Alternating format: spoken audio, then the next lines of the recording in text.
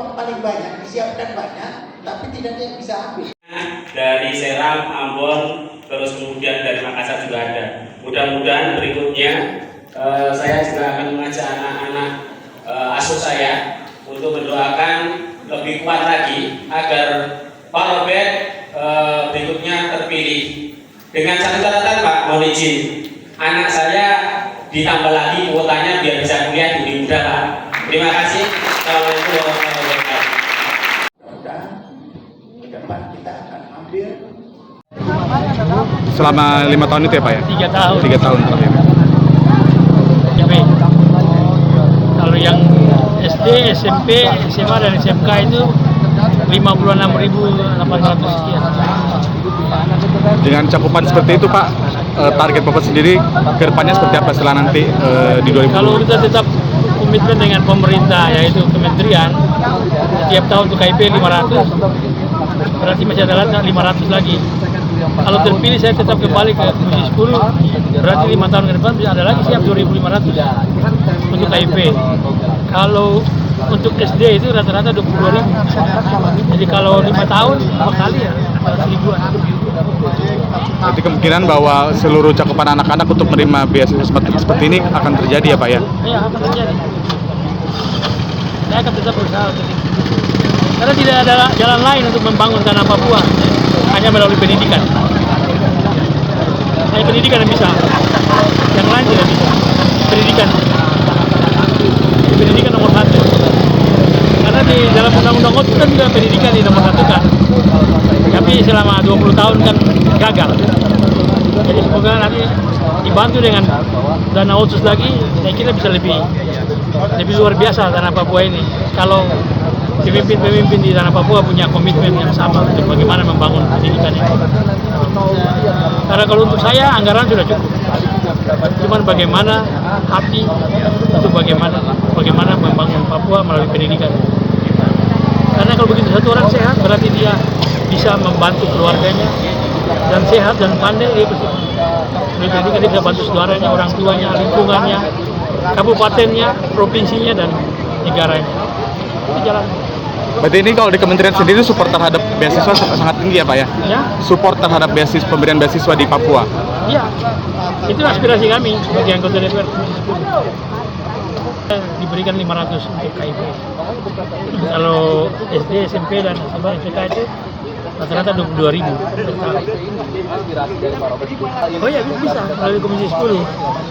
Tapi saya berharap juga dari pemerintah daerah dengan dana OTS itu bisa juga untuk itu. Belum apa-apa ada. Sekarang ini kan ada persoalan. Mulai ada yang diperiksa sekarang tentang dana pendidikan di Provinsi Papua Barat Daya. Saya kira kalian pertama tahu lah. Sudah ada toh? Tinggal cari tahu saja kenapa. Baru mulai saja udah begitu. Nah ini harus para insan pers juga punya peranan untuk membuka itu supaya mereka tahu. Harus. Dan saya mendukung untuk dituntaskan. Yayasan yang paling tua yang ada untuk pendidikan yang ada di tanah Papua itulah YPK, YPPK, dan YAPIS. Yayasan Pendidikan Kristen, Yayasan Pendidikan Katolik, dan Yayasan Pendidikan Islam. Mereka itu perlu dilihat. Karena mereka itu seperti YPK, YPPK itu punya sekolah sampai di kampung-kampung. Dana pendidikan lebih banyak harusnya kepada mereka, bukan kepada sekolah-sekolah yang mewah-mewah yang ada di kota. Mereka ini yang menjangkau anak-anak di kampung, yang tidak mampu di kampung. Dan di kampung itu yang banyak orang asli Papua di sana. Jadi dana OTS itu lebih banyak lebih baru dikasih ke kampung untuk pendidikan. Berarti yayasan yang diberikan non 3 yayasan tadi sebenarnya tidak ini tidak tepat sasaran Bapak ya? Menurut penilaian. Tapi ya mungkin yang 3 itu lebih besar.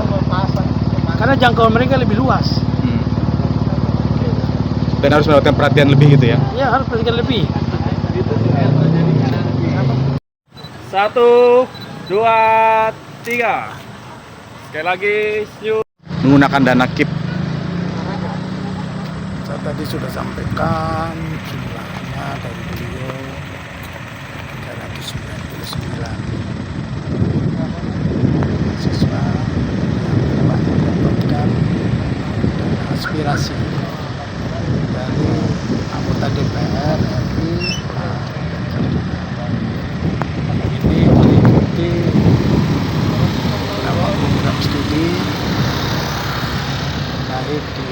fasilitas pendidikan maupun non pendidikan.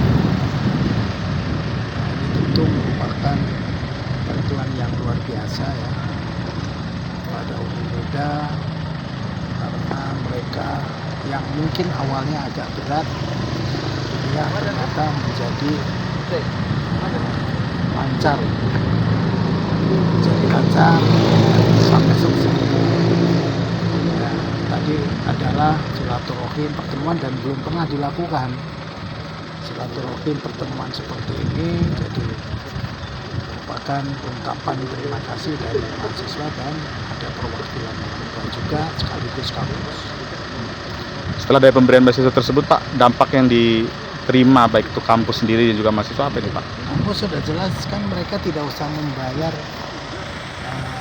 UKT ya setelah ini kan ada kampus punya, ada mahasiswa punya untuk biaya itu. Tentunya walaupun prodi tertentu ada yang masih harus menambah sesuai dengan regulasi yang bisa ditambah. Ada juga yang tidak bisa ditambah. Tetapi yang jelas itu sudah sangat membantu bagi orang tua maupun anak-anak yang kuliah sambil bekerja. Ada yang kuliah sambil bekerja, kerja di pelabuhan. Ya. Dengan adanya bantuan KIP ini, mereka akan lebih lancar.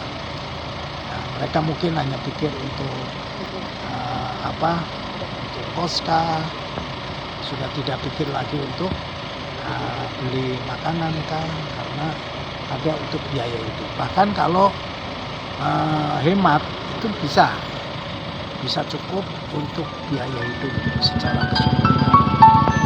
Terakhir Pak, apa pesan Bapak kepada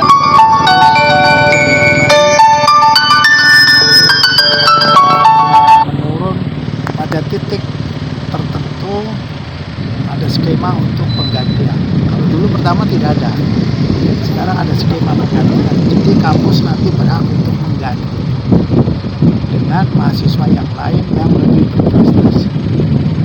Dan kami tentu membagi anak-anak Papua dan anak Papua ya, anak-anak Papua banyak. Kami bagi pada mereka. Ini salah satu bentuk perhatian kita juga kepada mereka. Dan alhamdulillah terbantukan, kampus terbantukan, mahasiswa terbantukan. Kami juga masih berusaha untuk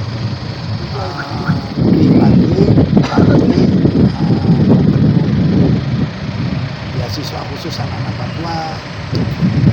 Dari gubernur juga rupanya ada peluang juga, sehingga nanti anak-anak Papua bisa dipastikan bahwa kuliah di tanah Papua, kuliah di negeri sendiri mereka akan lunas gitu. Siap.